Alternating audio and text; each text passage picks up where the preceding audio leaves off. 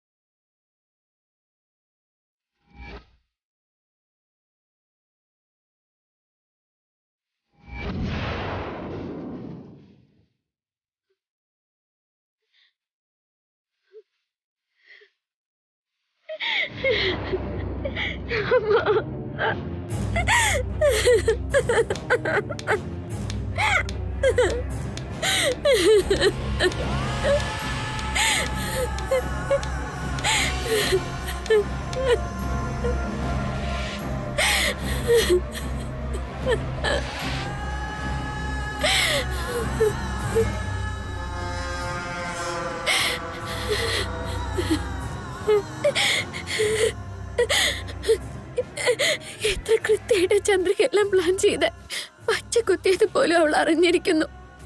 എന്നിട്ട് അതുപോലെ വൈശാലിയുടെ കഴുത്തിലും ചെയ്തിരിക്കുന്നു. കഷ്ടമുണ്ട് വൈദേഹിയുടെ കാര്യം. പച്ച കുത്തിയതും കാണിച്ചുകൊണ്ട് ഭർത്താവിനെ അവൾ ആരാണെന്ന് ബോധ്യപ്പെടുത്താൻ പോയിരിക്കുക. പക്ഷെ ചന്ദ്രിക ആരാന്ന് അവൾ കരുതി. ഇതൊക്കെ ഞാൻ പണ്ടേ പ്ലാൻ ചെയ്തിരുന്നതല്ലേ.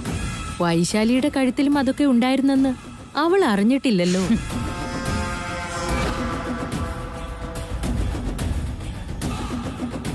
മരണക്കുരുക്കാണ് അവൾക്ക് വീണിരിക്കുന്നത്. ഇനി അവൾ എന്തൊക്കെ ചെയ്താലും ദേവന്റെ കൺമുന്നിൽ അവൾ വൈശാലി മാത്ര. ഒരു കാരണവശാലും ദേവൻ അവളെ അംഗീകരിക്കാൻ പോകുന്നില്ല. നീ അടിപൊളിയാണല്ലോ ചന്ദ്രികെ. ഇത്രയും കൃത്യമായി നീ പ്ലാൻ ചെയ്തായിരുന്നു. വൈദേഹിയുടെ കഥ അവസാനിച്ചിരിക്കുക. ഇത്രയും കാലവും ഞാൻ അനുഭവിച്ചത് ചെറുതൊന്നും അല്ലല്ലോ കല്യാണിയമ്മ. എന്നെയും എന്റെ മോളെയും കൊണ്ട് അവര് നക്ഷത്രം എണ്ണിച്ചില്ലേ. പകരം വീട്ടുമ്പോ ഒരു പഴുതും നമ്മൾ വിട്ടുകളയരുത്. ഇന്ന് ഞാൻ അവരെ കൊണ്ട് നക്ഷത്രം എണ്ണിക്കുക. ഇനി അവൾക്ക് തൂക്കുമരം മാത്രമേ ബാക്കിയുള്ളൂ. നക്ഷത്രങ്ങളോട് നക്ഷത്രങ്ങളായി തീരാനാണ് വിധി. അത് മാറ്റാൻ ഈശ്വരനും ആവില്ല. അന്ന് ഞാൻ വൈദേഹിയുടെ കഴുത്ത് ശ്രദ്ധിച്ചതുകൊണ്ട് മനസ്സിലായി. അല്ലായിരുന്നെങ്കിൽ ഇപ്പൊ ഇവളിത് കാണിച്ചപ്പോ ഞാൻ വിശ്വസിച്ചു പോയേനെ.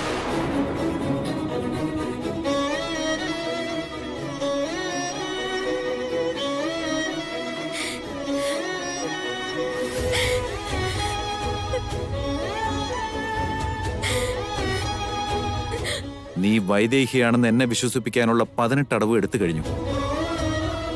വൈദേഹിയുടെ കഴുത്തിൽ എന്റെ പേര് പച്ച കുത്തിയിട്ടുണ്ടെന്ന് അറിഞ്ഞ് അതുപോലെ കുത്തിക്കൊണ്ട് വന്നിരിക്കുക അവള്.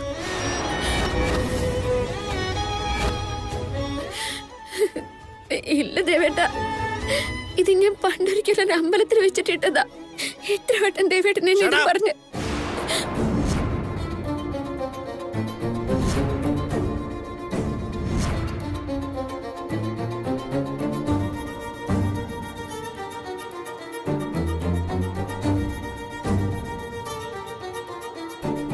കേട്ടോണ്ടിരിക്കുന്നോണ്ട് വായി തോന്നിയത് എന്തും വിളിച്ചു പറയരുത്. എന്റെ ക്ഷമയ്ക്ക് ഒരു അതിരൊക്കെ ഉണ്ട്. ഈ വീട്ടിലുള്ള സകല കാര്യങ്ങളും നീ എങ്ങനെ അറിഞ്ഞു? എനിക്കും വൈദേഹിക്കും മാത്രം അറിയാവുന്ന രഹസ്യങ്ങൾ വരെ അറിഞ്ഞു വെച്ചോണ്ടാ നീ കളി തുടങ്ങിയിരിക്കുന്നത്. ഇങ്ങനെയൊക്കെ ചോദിച്ചാ ഞാൻ എന്ത് പറയാനാ? ദേവേട്ടന്റെ വൈദേഹിയോട് ആരെന്ത് പറഞ്ഞു തരാനാ? എന്നെ വിശ്വസിക്കും ദേവേട്ട. ദേവേട്ട, ഞാൻ ദേവേട്ടന്റെ വൈദേഹിയാ.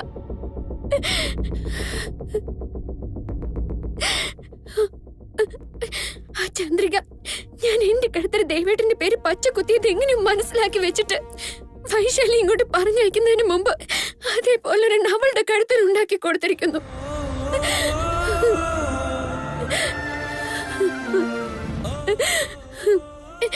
ഇത് ഞാൻ പണ്ട് ഇന്നോ കുത്തിയതാണ്. ദേവേട്ട, ഇത് കാണിക്കാൻ വേണ്ടി ഞാൻ പോലീസിന്റെ അടുത്ത് ഓടിപ്പോന്നതാണ്. അതിനിടയ്ക്ക് പച്ച കുത്താൻ എനിക്ക് എവിടുന്ന് സമയം കിട്ടുന്നൊന്ന് ഓർത്ത് നോക്ക് ദേവേട്ട. ഞാൻ പുറത്തിറങ്ങിയിട്ട് വേണ്ട ഇതിനൊക്കെ ഒന്ന് ശ്രമിക്കാൻ. അതിനെ കുറിച്ചൊന്ന് ആലോചിച്ചു നോക്ക്.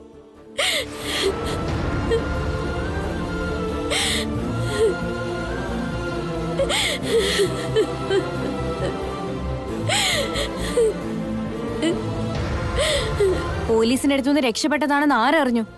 നീ ചിലപ്പോ അവരെയും പാട്ടിലാക്കിയിട്ടുണ്ടാവും. ഇനി പറഞ്ഞിട്ട് കാര്യമില്ല. നിന്നെ വിശ്വസിക്കാൻ ഇവിടെ ആരും തയ്യാറുമല്ല. അയ്യോ, ഞാൻ പറയുന്നതൊന്ന് വിശ്വസിക്ക.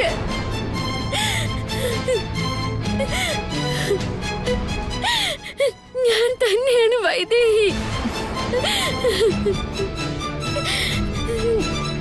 ഞാൻ തന്നെയാണ് വൈദേഹി. പാവം, നിന്റെ അവസ്ഥ കണ്ടിട്ട് എനിക്ക് വല്ലാത്ത വിഷമം തോന്നുന്നു. ഓൾറെഡി വധശിക്ഷയ്ക്ക് വിധിക്കപ്പെട്ടിരിക്കുക. ഇനി നീ എന്ത് ചെയ്തിട്ടും ഒരു കാര്യമില്ല. നീ ഒന്ന് പോ വൈശാലി, ഇനി മതിയാക്ക. ചതിയും വഞ്ചനയും മാത്രം കാണിച്ചുകൊണ്ട് അധികകാലം ആർക്കും പിടിച്ചു നിൽക്കാനാവില്ല. മുകളിൽ ഒരാൾ കാണുന്നുണ്ടെന്ന് ഓർക്ക്. ഈ കാര്യം നിനക്ക് മനസ്സിലായെങ്കിൽ നിന്നെ കൊണ്ട് ഇതൊക്കെ ചെയ്യിക്കുന്നവരോട് കൂടി ചെന്ന് പറഞ്ഞേക്കും. ഒന്ന് നിർത്തമ്മേ. എന്റെ പുറകിൽ ആരുണ്ടെന്നായി പറയുന്നത്? അമ്മ ആരെ ഉദ്ദേശിച്ചാണ് ഈ പറയുന്നതെന്ന് പോലെ എനിക്ക് അറിയില്ല അമ്മ. ആരുടെയും സപ്പോർട്ട് ഇല്ലാതെയാണോ നീ ഇത്രയും ബുദ്ധിപരമായിട്ട് ഇത്രയും പ്ലാൻ ചെയ്യുന്നത്? ആരായാലും കൊള്ളാം, അവരോട് ചെന്ന് കാര്യം പറഞ്ഞേക്കാൻ ആന്റി പറയുന്നത്. അയ്യോ, എനിക്ക് ആരും ഒന്നും പറഞ്ഞു തരുന്നില്ല. എത്ര വട്ടം പറഞ്ഞു ഞാൻ വൈദേഹിയാണെന്ന്. എന്നിട്ടും എന്താ ആരും വിശ്വസിക്കാത്തത്?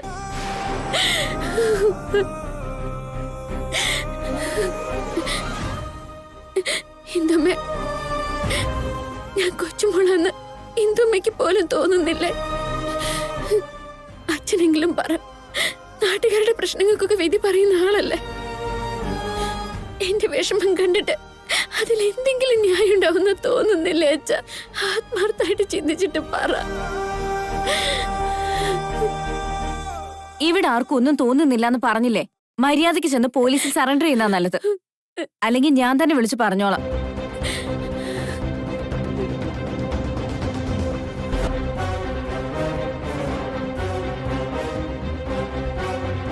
വരൂ ഇൻസ്പെക്ടർ.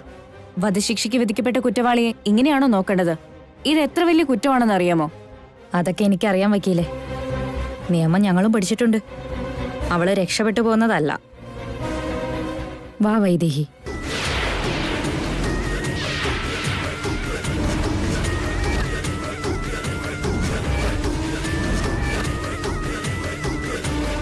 ഇൻസ്പെക്ടർ, എന്താ നിങ്ങൾ വിളിച്ചത്? ഇവരുടെ പേര് വൈശാലി എന്നല്ലേ? അവരെ അങ്ങനെ വിളിച്ചാ മതി.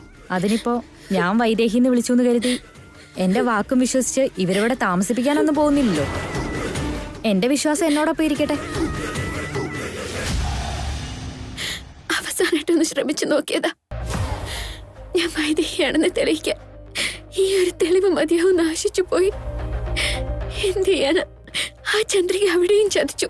പഴുതുകളെല്ലാം അടച്ചുകൊണ്ട് അവര് പദ്ധതി ഇട്ടത്.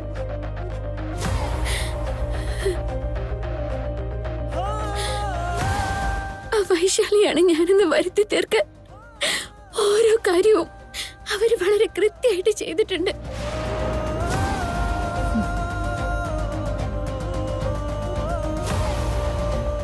എന്ത് ചെയ്യാൻ പറ്റും? സത്യത്തെക്കാളും അസത്യങ്ങൾക്ക് ശക്തി കൂടുതലാണ്. പക്ഷെ ഇതൊക്കെ താൽക്കാലികം മാത്രം. അസത്യങ്ങളെ പൊളിച്ചടുക്കിക്കൊണ്ട് സത്യം ഒരു നാൾ പുറത്തു വരും. നീ വാ.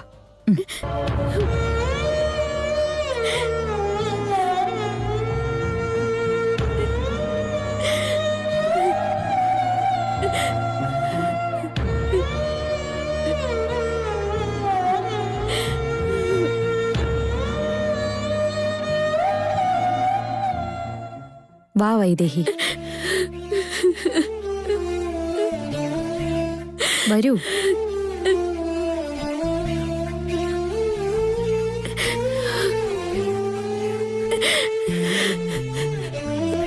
ദേവേട്ട, ദയവ് ചെയ്ത് ഞാൻ പറയുന്നതൊന്ന് വിശ്വസിക്ക്.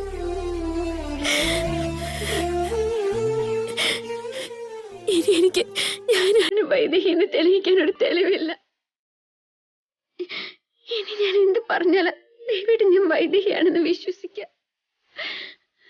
എന്നെങ്കിലും ഞാൻ വൈദേഹിയാണെന്ന് ദേവേട്ടന് മനസ്സിലാവുമ്പോ ഒരിക്കലും എന്നെ ഓർത്ത് ദേവേട്ടൻ വിഷമിക്കാതിരുന്നാ മതി. ഞാൻ പോകാ ദേവേട്ട. ദേവേട്ട സൂക്ഷിക്കണം.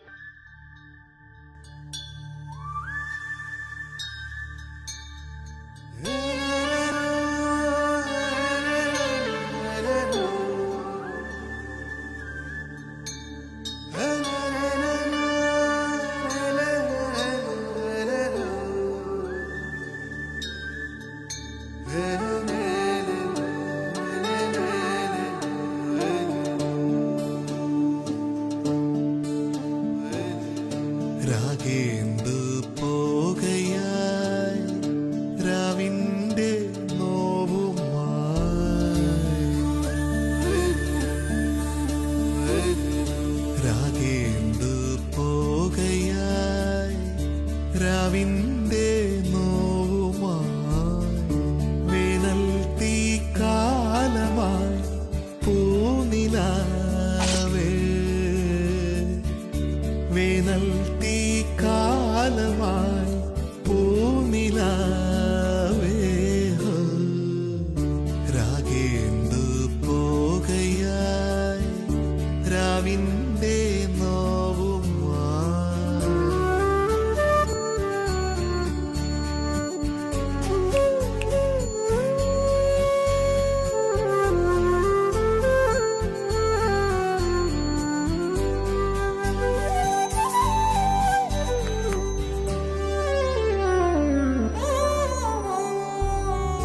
വിങ്ങാതെ വിങ്ങിയോ മുള്ളാലെ നീറിയോ തിങ്കൾ പൂമ്പൈതലേ നെഞ്ചിനുള്ളിൽ മുകിലിനണി വിരലിനാൽ വരയുമൊരു മറുകുമായി പനിമതി താനെ നീ അലയുന്നു, കനലാടോ കിനാവിൻ മുറിവാണോ നീ, രാഗേന്ദു പോകയായി രാവിന്റെ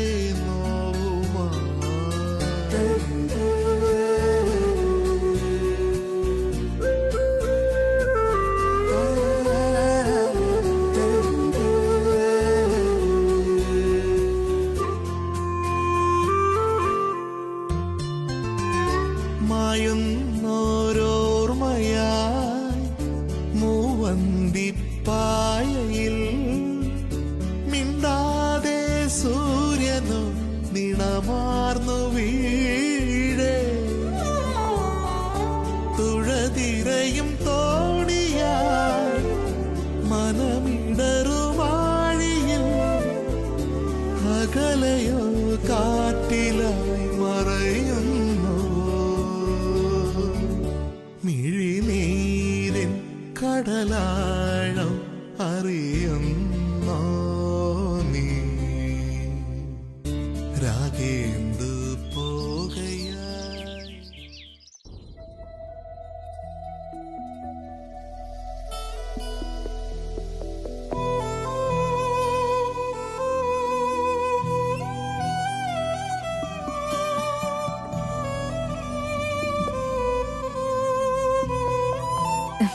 ഗുഡ് മോർണിംഗ് ദേവാ.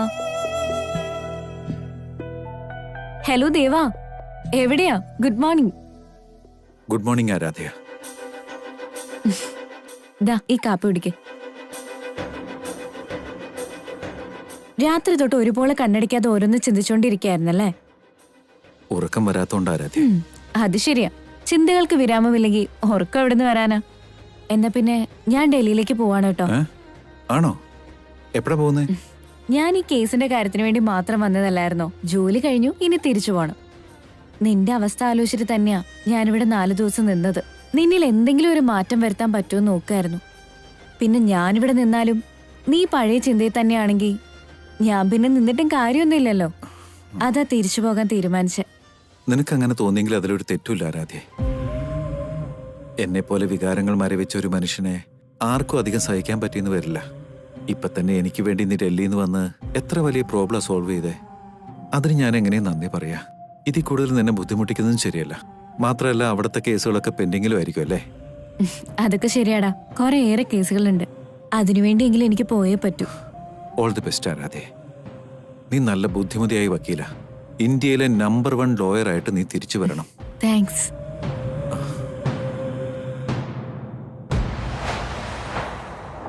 ആരാധ്യ,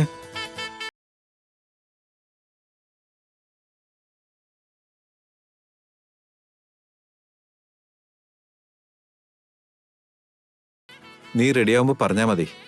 ഞാൻ നിന്നെ എയർപോർട്ടിൽ കൊണ്ടുവിടാം. ഇവിടെ നിക്ക ആരാധ്യാന്ന് പറയാൻ അവന് തോന്നുന്നില്ല. എയർപോർട്ടിൽ വിട്ടു തരാത്ര. പോവാണെന്ന് പറയേണ്ട ഒരു കാര്യവും.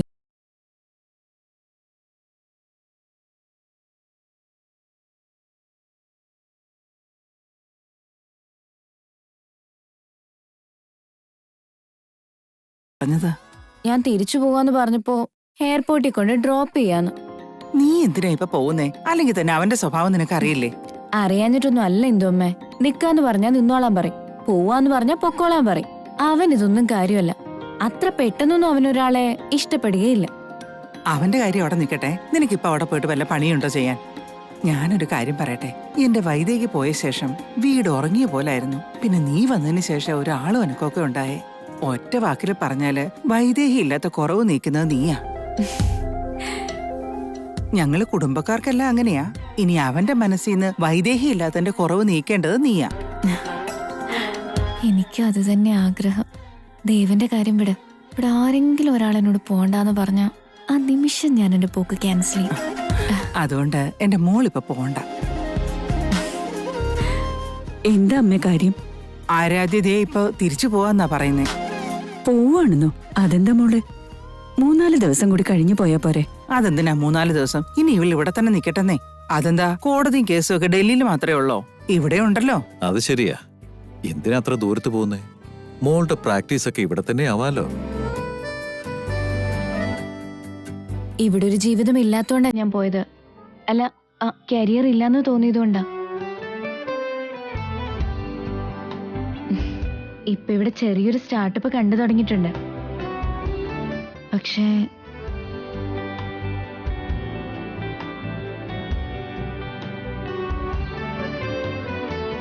ഇവളുടെ ലക്ഷ്യം ദേവൻ തന്നെയാണല്ലോ.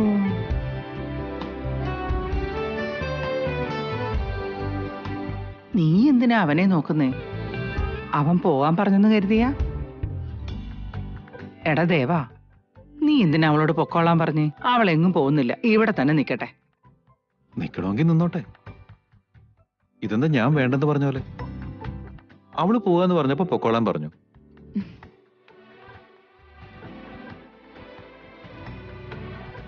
കണ്ടോ ആരാധ്യ, ഇനിയിപ്പോ നീ പോയി കഴിഞ്ഞാ ഞാൻ പറഞ്ഞിട്ടാ നീ പോയെന്ന് ഇവരെല്ലാരും പറയും. പിന്നെ എനിക്കിവിടെ ഒരു സമാധാനം ഉണ്ടാവില്ല. അതുകൊണ്ട് ഇപ്പൊ പോണ്ട.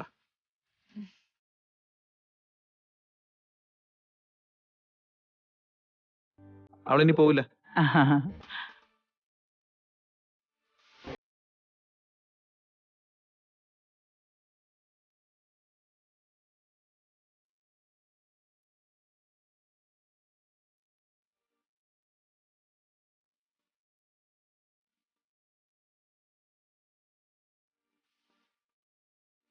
അവനിവിടെ നിന്നോളാൻ പറഞ്ഞില്ലേ?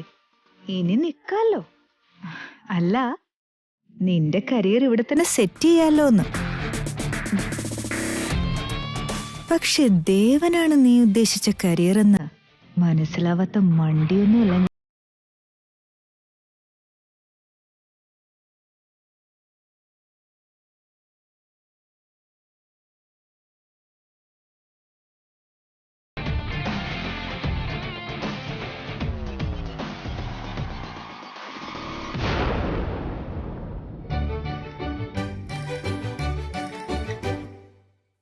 കീ